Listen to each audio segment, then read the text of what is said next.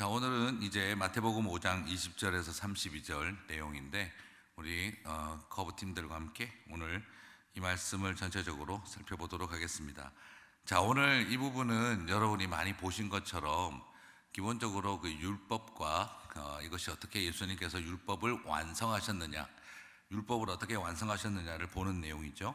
자, 이것을 정리할 때는 크게 딱 중요한 세 가지 관점이 있어야 됩니다.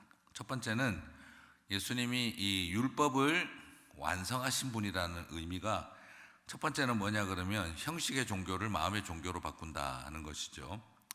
자, 무엇을 했느냐가 중요한 게 아니라 왜 그렇게 하게 하셨느냐, 이게 중요하다는 거죠. 소위 말하는 표면 구조를 보지 말고 심층 구조를 보게 하는 것. 그래서 예수님이 율법을 파괴하러 온 게 아니라 완성하러 왔다는 말이 어떻게 하면 완성하느냐 그러면은 겉으로 보이는 조항이 아니라 그 법을 만들게 되어진 심층 구조, 법을 만든 법 정신, 이걸 강조하고 계신다는 겁니다. 그래서 예수님은 규정을 바꾼다 하는 개념이 아니라 법을 만든 목적과 이유를 갱신하고 있다라는 것이죠.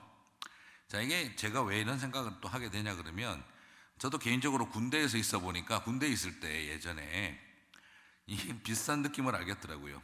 새로 부임한 제1대장 사단장님이 딱 나오더니 나는 이 부대를 서리빨 같은 군기로 복무하겠다, 딱 한마디 하셨어요. 말은 어때요? 최고대장이 서리빨 같은 군기, 7자 딱 그냥 이야기를 하셨는데, 그 말을 하고 난 다음에 이것이 사단본부 연대본부 막 거치면서 어떻게 서리빨 같은 군기를 실현할 것인가, 이래가지고 막 부대들마다 참모들마다 갖다 붙여가지고 내려오니까 나중에 소대병력으로 있는 저희들에게 떨어졌는데 이만한 두께의 책이 하나 떨어진 거예요. 서리빨 같은 군기라고 하는 7자가 정말 몇백 페이지의 책이 돼가지고 내려온 거죠. 이걸 어떻게 지킬 거고 실현할 것인가. 제가 그때 보면서 느꼈던 게 뭐냐 그러면 정말 그 사단장님이 이거를 어떻게 이런 생각이 아닐 건데, 그러나 과잉 충성을 해버린 그 부하들이 모든 분들이 이걸 지키기 위해서 막 그냥 이따만한 책자가 몇백 페이지의 책이 만들어지도록 한 거죠. 자, 이게 왜 그렇게 제가 말씀을 드리냐 그러면 하나님이 십계명을 주셨고 그리고 여러 가지 계명을 주셨을 때 하나님이 왜 이것을 주셨는가 하는 하나님의 마음, 법 정신은 잊어버린 채, 자, 그러면 이거 우리 어떻게 하면 더 완벽하게 지킬까 하면서 시행세칙 열심히 만든 결과 뭐라 그럴까요? 십계명 하나 들고 트럭 한 대 분량의 법 규정이 나오고, 그걸 넘어서 아예 도서관 하나급의 법 규정을 만들어내고 있었던 게 유대인들이 썩어질 인간의 유전을 따라 사람 자신들도 감당하지 못할 법을 사람들에게 짐을 지우고 있었던 율법주의가 만들어지게 된 거죠. 자, 중요한 의도와 목적은 사라진 채 사람의 피를 말리는 것 같은 너무너무 복잡한 규정만 만들어내게 되어서 결국 사람들은 율법의 노예가 되게 만들었던 것 때문이라는 거죠. 그래서 예수님께서는 내가 율법을 완성하러 왔다, 이것은 규정을 바꾸러 왔다, 이러면 또 복잡해지겠죠. 그게 아니라 예수님은 트럭 한 대 분량의 규정을 만들러 오신 것이 아니라 말 그대로 이 법의 정신을 회복하라 하는 의도로 오늘 메시지를 하고 있다 하는 것입니다. 살펴보시면 하나씩 발견하실 거예요. 그리고 둘째로 율법을 완성하러 왔다는 것이 가지고 있는 두 번째 관점, 의미는 뭐냐면 그것은 하나님과의 관계에서 만들어진 이 법 규정들이 결국은 하나님에 대해서 얼마나 진정성을 가졌느냐 하는 것은, 그것은 사람에 대한 태도를 통해 그 진정성이 증명된다 하는 말입니다. 자, 무슨 말입니까? 네가 하나님한테 어떻게 하는가 보자. 그것을 알려면 사람한테 대하는 태도를 보면 하나님에 대한 어떤 진정성을 갖고 있는지를 알 수 있다, 이 말인 것이죠. 종교적으로 영적으로 교회에 가서 그냥 예쁘고 멋지게 하지 마라. 네가 일상생활에서 사회생활하는 거 보면 네가 가지고 있는 하나님에 대한 진정성이 드러난다, 이 말인 거죠. 그래서 오늘 예수님께서 말씀하신 두 번째의 율법을 완성하러 왔다는 말의 의미는 바로 그대들이 하고 있는 많은 신앙적인 활동과 행동이 나는 그것만 보르지 않고 사람 대하는 태도를 통해 확증하겠다 하는 그런 의도를 가지고 있습니다. 자, 그다음 세 번째는, 자, 이제 이거 어쩌면 또 첫 번째는 형식의 종교를 마음의 종교로 바꾸는 것, 본질을 이제 정신을, 그다음 두 번째는 사람 대하는 태도를 통해 하나님 대하는 태도의 진정성을 찾겠다 하는 것이고, 세 번째 율법을 완성하러 왔다는 것은 결국 뭐냐면 우리는 할 수 없다 하는 것입니다. 우리는 못한다 하는 것. 자, 결국 그 자리로 나아가게 하고 있다는 거예요. 우리가 바리새인들의 의보다 더 나아야 되는데, 바리새인들의 그것보다 더 나아야 하는데, 그게 바로 뭐냐? 본질을 찾는 거고 사람 대하는 태도에 있다 이거예요. 그 사람들하고 율법을 더 경쟁적으로 하느냐, 그리고 또 규정을 더 깊게 경쟁적으로, 니네들은 트럭 한 대씩 우리는 트럭 2대 분량으로 만들었다, 이러는 게 아니라 오히려 정신을 찾자, 사람 대하는 태도를 통해 보자. 그리고 세 번째는 뭐죠? 더 바리새인들의 의보다 나은 것은요, 우리가 이래서 너희들보다 낫다가 아니라 우리는 무능력하다, 우리는 죄인들이다, 우리는 못한다, 이것을 고백할 때 바리새인보다 더 의롭다라는 겁니다. 이래서 우리는 의롭다라고 바리새인들은 자랑하고 있는데, 그리스도인들은 어떻게 하라고요? 그래서 우리는 죄인이다 라고 고백하는 자리에 서라는 것입니다. 예수님은 우리에게 어떤 의로움을 원하고 계신가? 나는 스스로 의로울 수 없고, 나는 아무리 노력해도 인간은 죄인이라는 실존 앞에 설 뿐입니다 하는 것을 온전히 직면하고 깨닫는 태도, 그게 바로 바리새인보다 의로운 모습이라는 거죠. 자, 그렇지 않겠습니까? 누가 앉아서 쳐다보고 있는데 네가 착하니 네가 착하니, 너네 둘 중에 누가 착하니, 저는요 이것도 했고요 요것도 했고요 저것도 했고요 이런 것도 했고요 이런 것도 다 했습니다, A가 그랬어요. 근데 B가 쳐다보더니 저는 죄인입니다, 저는 아무리 쳐다봐도 제 속에 선한 것이 하나도 없습니다. 그럴 때 그 두 사람을 쳐다보고 있던 우리가 네가 더 의롭구나 라고 죄인이라고 말하는 사람에게 인정하게 되는 것처럼, 의는 자신의 의를 드러내고 과장하는 데 있는 게 아니라 하나님 앞에서 나는 부끄러울 뿐입니다를 진솔하게 고백할 수 있는 게, 그게 하나님 보시기에 의로운 거라는 거죠. 그래서 그럴 때 우리는 뭘 바라보게 됩니까? 자기 의를 자랑하지 않고 우리를 용서하고 받아주신 하나님의 예수 그리스도의 십자가의 의를 전적으로 의지하게 되잖아요. 그게 내가 이래서 의인입니다 하는 바리새인보다, 내가 그래서 죄인입니다, 그래서 나는 십자가밖에 바라볼 게 없습니다 라고 고백하는 것이 훨씬 더 올바르고 건강한 의로움이라는 것이죠. 그런 맥락에서 예수님은 율법을 완성하러 왔다. 무슨 말이죠? 아무리 봐도 우리는 할 수 없습니다를 고백하게 하는 자리에 저와 여러분을 세우신다 이 말입니다. 그러므로 예수님은 얼마나 규정을 잘 지켰느냐 보다도 얼마나 그 정신에 부합했느냐를 보시는 거고, 얼마나 영적이고 얼마나 하나님과 관계를 잘했느냐를 보고 계신 게 아니라 얼마나 너희들은 이웃과 형제에게 신실했느냐를 보고 계신다는 거죠. 이웃 사랑을 통해 진정성을 알겠다 하는 것이고요. 그리고 의롭다고 착각하지 말자. 나는 정신을 추구했다, 나는 사람에게 잘했다, 그러니까 나야말로 바리새인보다 더 의롭지. 그러면 주님 뭐라고 하실까요? 너도 바리새인하고 똑같구나 라고 하실 것입니다. 이런 거 다 했습니다. 법정신을 찾았고, 그리고 하나님에 대하는 태도가 사람 대하는 태도에 있다라는 것을 깨닫고 죽어가는 영혼들에게 최선을 다했습니다. 그래도 저 자신을 돌아보니 여전히 죄인이군요 할 때 주님께서 참 의롭구나 라고 하신다는 거죠. 자, 우리 커피 브레이크 참여하시는 우리 형제자매 여러분, 이 신비로운 덧입은 의, 나 자신의 죄악을 고백하는 것이 하나님 앞에 온전한 의가 된다는 깨달음을 저와 여러분이 이 전제를 가졌으면 좋겠습니다. 자, 그런 맥락에서 이제 살펴보시면 이해가 가실 겁니다. 살인하지 말라, 살인하지 말라, 십계명 중에 하나죠, 그죠? 그런데 사람을 죽이는 살인하지 말라고 한 것을 지키고 있다. 그래서 나는 의인이다. 그렇게 따지면 99%는 거의 다 의인이겠죠. 자, 그러나 오늘 예수님은 뭘 강조하고 있습니까? 그래, 칼로 총으로 사람을 죽이지는 않았어도 너의 혀와 입술로 언어적으로 인격적으로 사람을 파괴하고 죽이는 일을 하지 않았느냐라고 도전하고 있는 겁니다.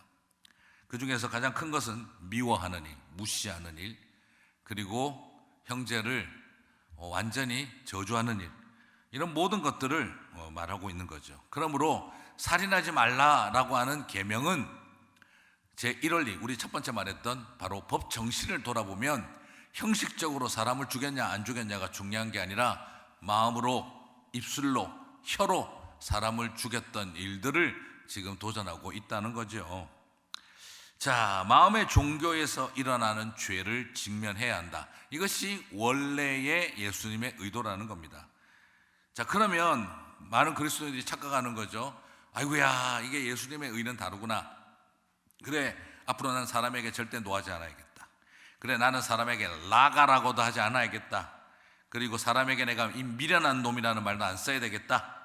그렇게 하면 나는 바리새인보다 더 훌륭한 의를 갖게 되겠지. 여러분, 그렇게 생각하시면 뭐라고 할까요?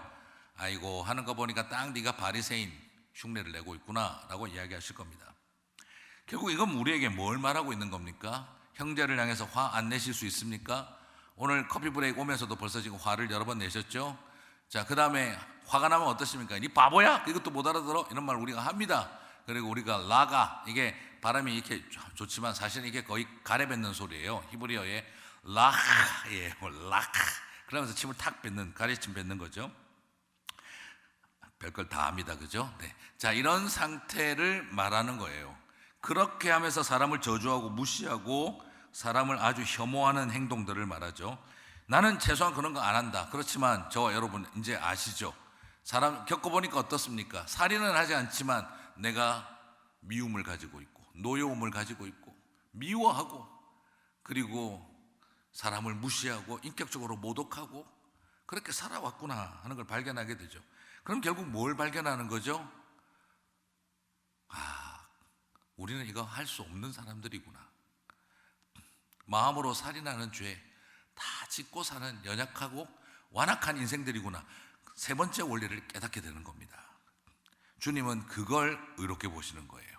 그래서 회개하는데 하나님 앞에 나와서 하나님, 저는 살인하지 않았을 뿐만 아니라 저는 노엽지도 않았고 라가라고도 안 했고 미련한 놈이라고도 하지 않았습니다.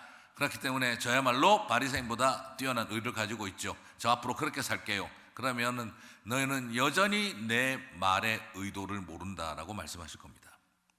결국 뭘 보는 겁니까? 주님, 제가 사람 죽이지 않았는데 저는 살인자인 걸 알고 있습니다. 너무너무 미웠습니다. 너무너무 화가 났습니다. 그냥 입에서 그냥 토하고 싶고 미련한 놈이라고 제가 뒤에서 저주하고 싶었습니다. 사랑하는 아버지인데, 사랑하는 배우자인데, 사랑하는 자식인데, 내가 존경하고 사랑해야 할 교회의 송목사님, 이건 아니겠죠, 그죠? 교회의 믿음의 동력자인데 내가 그런 모습으로 살았습니다. 주님, 저는 살인자입니다. 저를 용서하여 주십시오. 마음으로 지은 살인까지 용서를 구할 때, 그때 주님 보시기에 의로운 겁니다. 그게 바리새인보다 나은 의라는 것이죠. 자, 이것을 통해서 여러분 발견하는 게 뭡니까? 완벽하게 살다가 아니라 죄인임을 깨닫는 걸 말하는 거죠. 그래서 여기서 한번 적용적으로 질문을 생각을 해본다면 이런 생각이 듭니다. 오늘날 얼마나 많은 사람들이 사람을 죽입니까? 인종차별, 그죠? 우리가 겪고 있는 인종차별, 그리고 또 어떤 게 있을까요? 사람이 사건이 터지고 나면 성추행을 당하는 고통도 엄청나지만 그것에 대해서 함부로 말하는 2차 가해, 그리고 참사가 일어나고 사고가 일어났는데 그것에 대해서 정상적으로 말하지 않고 귀신 쫓아다니고 놀다가 말이야 그냥 깔려서 죽은, 이런 식으로 함부로 말을 하는 사람들, 있을 수가 없는 언행들이죠. 참사가 일어났는데 그런 사람들에게 우리가 해서는 안 될 언행들을 쏟아놓을 때, 그리고 이념적이니까 자신의 던진 독설과 논쟁을 마치 승리자인 것처럼, 투사인 것처럼 스스로 함부로 폭언을 정당화하는 행동, 인종차별, 학력, 사회적 신분, 지능, 스타일, 외모를 가지고 함부로 사람을 평가하고 비아냥거렸던 것, 이념의 차이를 가지고 진영 논리로 편을 가르고 독설과 비아냥을 정당화해왔던 삶, 더 완벽하게 살라는 것이 아니라 이런 모든 것을 죄로 고백할 줄 알아야 한다라는 것입니다. 그리고 더더구나 오늘날 많이 문제가 되고 있었던 학폭, 학교 폭력, 재미삼아 친구를 놀리고 재미삼아 친구에게 해서는 안 될 말과 행동들을 요구했던 것, 이런 모든 것들을 말하고 있는 겁니다. 바로 사람을 죽이는 일을 했다라는 것. 완벽하게 살 수는 없는 인생이랄지라도 그 모든 것을 죄로 고백할 줄 아는 민감함, 이것이 주님이 우리들에게 원하고 계신 거라는 거죠. 자, 그렇기 때문에 그런 맥락에서 뭐라고 말씀하고 있는 겁니까? 항상 예배할 때마다 하나님 앞에 예배 잘했다, 위선 떨지 마라, 이 말입니다. 사람들을 마음으로 살인하는 일들을 그렇게 학교 폭력을 행하고 그러면서 사람들은 함부로 폄하하고 비아냥거리면서도 너는 하나님 앞에 와서 두 손 높이 들고 경건하게 예배를 잘 드리는구나, 교회에서 열심히 성가대하고 뭔가 하고 있으면 너는 거룩한 사람인 것처럼 스스로를 포장하는구나, 강단에 서서 기도하고 설교하고 있으면 네가 온전한 줄 아느냐, 정신 차려라 라고 도전하고 있는 것이지요. 그래서 말하고 있는 겁니다. 마태복음 5장 24절에서 예물을 제단 앞에 두고 먼저 가서 형제와 화목하고 그 후에 와서 예물을 드리라. 오늘 이 말씀은 얼마나 훈훈한 종교적 삶을 살았느냐를 질문하고 있는 게 아니라 네 형제와 불편한 사람들과 얼마나 훈훈했느냐, 하나님과 얼마나 훈훈했느냐 하는 것의 진정성은요, 사람들과의 관계, 특별히 불편한 형제, 원수된 사람들과의 관계에서 우리는 얼마나 훈훈하게 살아가고 있는가를 질문하고 있다라는 것입니다. 사랑하는 우리 또 커피브레인 형제 자매 여러분, 오늘 이 말의 의도를 이제 잘 이해하실 수 있을 거라 생각합니다. 간음에 대한 이야기도 나오는데, 육체적인 간음이 아니라 음욕을 품고 여자를 보는 자마다 다 간음이라고 마음의 종교를 이야기했습니다. 그죠? 그래서 바리새인들에게 우리는 간음하지 않았는데요, 그러니까 우리는 거룩합니다 라고 하고 있던 사람들에게 예수님은 말한 거죠. 음욕을 품는 것은 다 죄다. 여러분, 이것의 의도를 잘 보셔야 됩니다. 자, 이건 결국 뭘 말하는 걸까요? 네. 오늘 또 마태복음 5장 28절, 음욕을 품는 자마다 간음했다, 이렇게 해가지고 또 서로 나눔 쉐어링 할 때 너무 노골적인 질문하지 마세요. 음욕을 몇 번 품으세요? 뭐 이런 거라든지. 네. 오늘도 누구를 향해 음욕을 품어 보셨습니까? 뭐 이런 적용하실 필요 없습니다. 자, 이 말의 의도는 결국 뭘 말하느냐? 예수님 뭘 말씀하시는 거죠?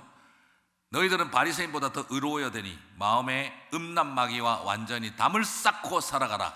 지금 이걸 강조하는 걸까요? 그래서 오늘 우리는 여기서 바라보는 게 뭘 말하는 겁니까? 아까 말했던 그 1원리, 그죠? 정신을 돌아보라는 것, 마음의 종교를 돌아보라는 것이지만 동시에 3원리도 볼 수 있습니다. 여자를 보고 음욕을 품지 않고 여자를 항상 바라볼 수만 있다, 그렇게 가능하냐? 불가능하다 이 말입니다. 목사님은 가능하시겠지. 너무 그렇게 이상하게 생각하지 마세요. 네. 오늘 여기서 중요한 것은 바로 그겁니다. 이건 통해서 뭘 가르쳐 주고 싶으신 걸까요? 우리는 안 된다 이 말입니다.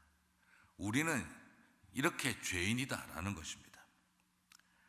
그래가지고 우리가 막 결단하고 대하면 될까 안 될까요? 그냥 뭐 옛날 그 중고등부 때 수련회, 대학부 때 청년들 데리고 수련회 가면은 꼭 마지막 날 밤에 오늘 이 밤 우리는 결단할 것입니다. 음란마귀는 떠나갈지어다. 막 우리를 그냥 그 음란한 생각에 사로잡히게 하고, 막 또 젊은 남자애들은 그냥 이렇게 정죄하면서 우리 이제 더 이상 악하고 더러운 거 보지 않을 것입니다 하고 막 결단하라고 막 그렇게 하고 막 난리를 해요. 그러면 저 찬양인도 하는 애들 꼭 불러서 혼냅니다. 네가 그러니까 남들도 다 왜 안 될 일을 자꾸 시켜? 오늘 이 마음 결단할 것입니다. 저는 절대 음란한 생각을 하지 않겠습니다. 되든 안 되는 걸 네가 왜 자꾸 시키니? 네가 문제가 많다고 남들한테 자꾸 강요하지 마. 제가 그렇게 이야기했던 적도 있어요. 안 되는 일 왜 자꾸 시켜? 왜 자꾸 자기를 죄의식에 빠지게 만들어? 자, 이게 무슨 말입니까? 그게 안 된다는 거죠. 그러면 오늘 예수님께서 우리들에게 요구하고 있는 더 의로워야 한다, 이 무슨 말이겠습니까? 나는 마음으로도 음란한 죄를 짓지 않는다.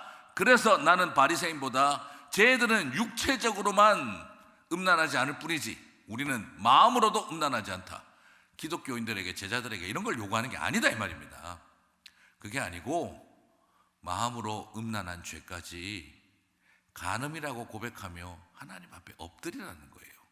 우리는 안 된다 하는 것을 깨닫자, 이 말인 것입니다. 그러니까 실현함으로 자랑하는 것이 의가 아니라 실패한 것을 알고 고백하는 것이 우리를 의롭게 한다는 것이죠. 그래서 여기 나오는 말이 나오잖아요. 손을 자르고 눈을 뽑으라. 이 무슨 말이겠습니까? 네. 그럼 예수님께서 지금 손 자르라는 거예요? 눈 뽑으라는 거예요? 그러면 지금 우리 중에 앉아 있을 사람 몇 명이나 있습니까? 그럼 우리 앞으로 맨날 자랑할 수 있잖아요. 주님, 손 자르고 나왔습니다. 주님, 눈알 다 뽑았습니다. 제가 의롭습니다. 이게 이런 걸 요구하는 거 아니시잖아요.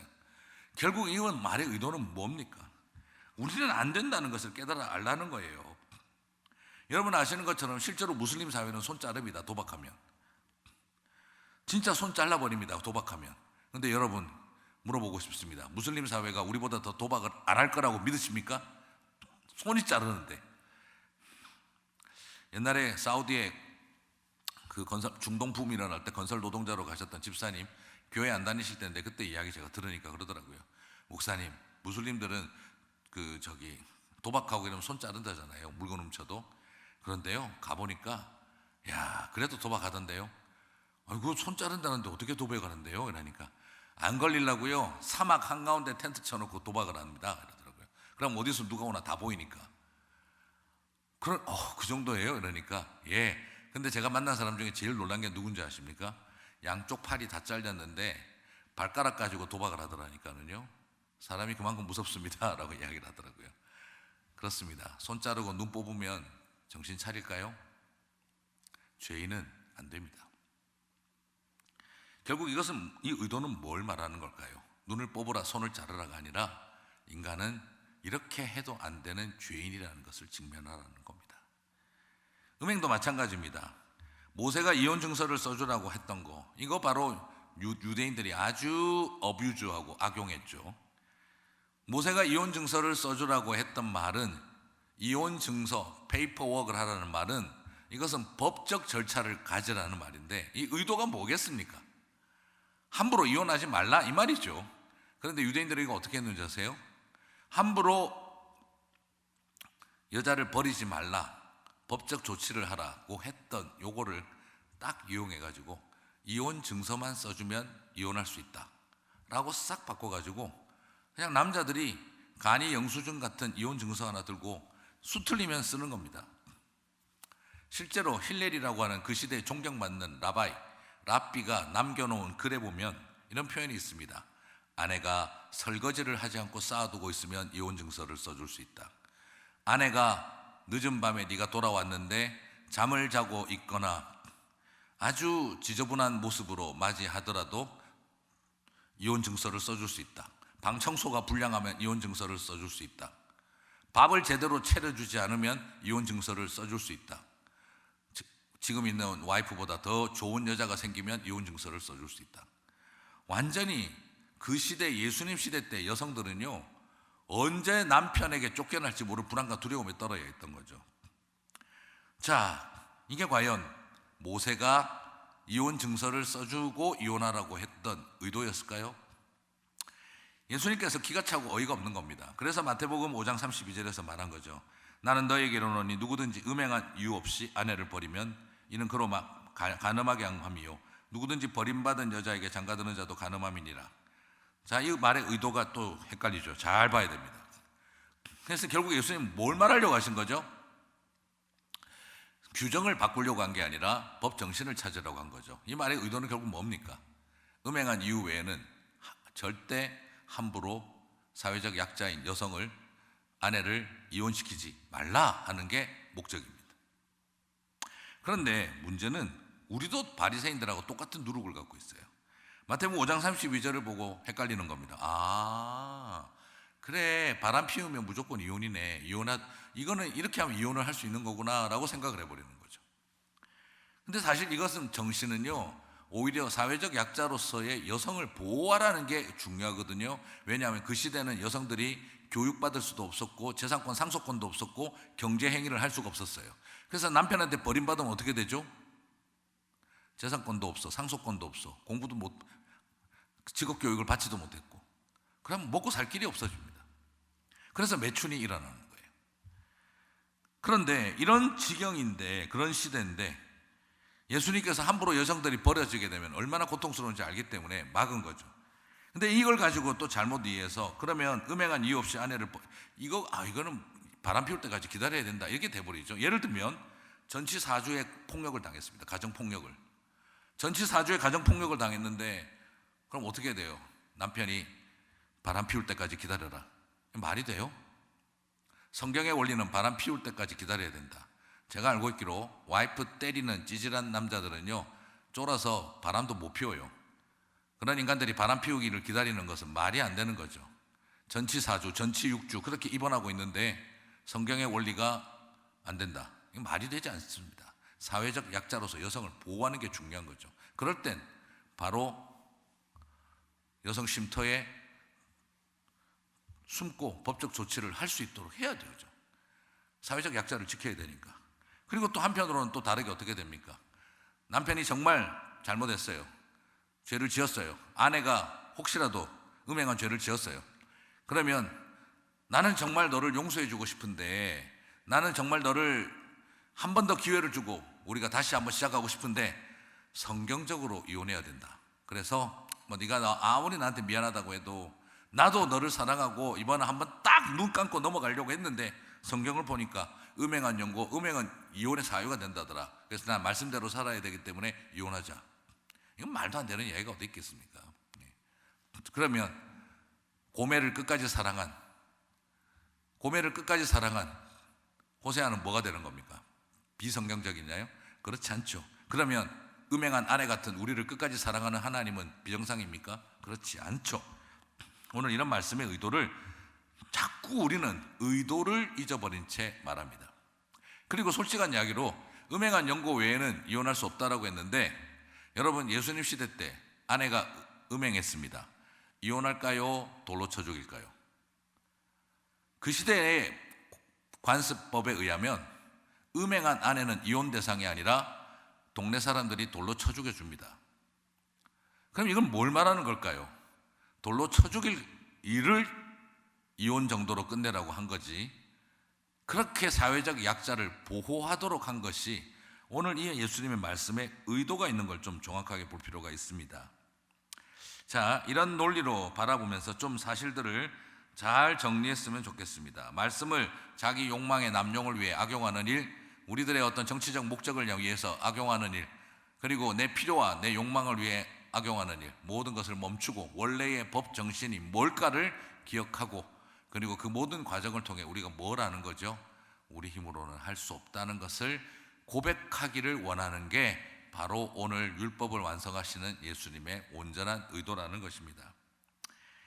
그래서 오늘 저는 여러분이 보셨던 것처럼 너희는 뭐뭐라고 들었거니와 나는 너희에게 이렇게 말하노니 하던 요 패턴을 보시면서, 아, 그렇구나, 예수님은 대언을 하는 게 아니라 직언을 하시는구나, 율법을 전파하신 분이로 권위를 가지고 완성하고 계시는구나, 어쩌면 모세에게 십계명을 주고 말씀을 주셨던 분은 바로 여호와 하나님, 그분은 바로 구약에 숨어 계시는 예수님의 그림자였구나 하는 것을 발견하게 되는 거죠.